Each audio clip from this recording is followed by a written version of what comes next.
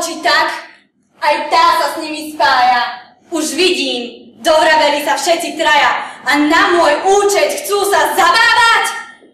Zlá Hermia, ty dievča falošné, ty si sa dohovorila spolu s nimi ma trápiť takým podlým výsmechom.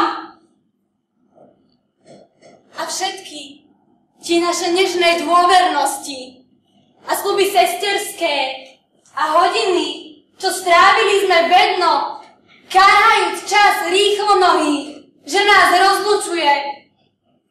To všetko prečie? Všetko zabudnuté? Priateľstvo zo školy? Na detské hry?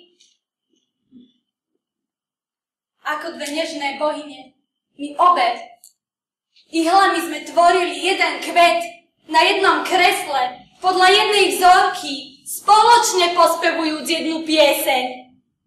Ako by naše ruky, hlasy, srdcia boli jedno. Tak sme vyrastali. Sta čerešnička na dvoch pníčkoch, no zrastených. Dve, predsa jedno. Dve krásne jahôdky na jednej stopke. Dve bytosti, no iba jedna duša. Dva znaky v erbe jednej rodiny, korunované jednou prílbicou. A ty chceš tento dávny zväzok pretrhnúť a smiať sa spolu s mužmi úbohej? To nie je pekné, ani priateľské. Tým všetky ženy mrzko urážaš, hoci mne jedinej sa deje krivda.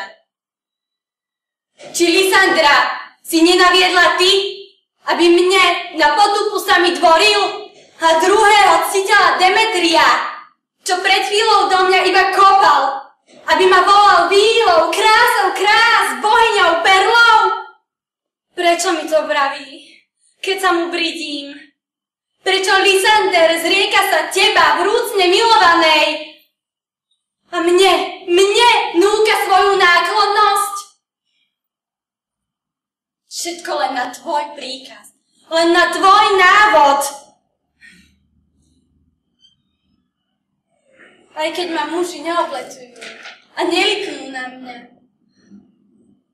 ako na teba. Hoci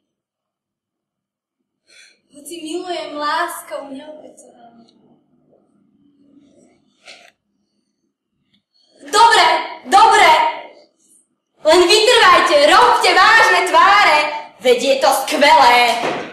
Žmurkajte na seba za chrbtom, všetkých vás preslávi tento dobrý žart.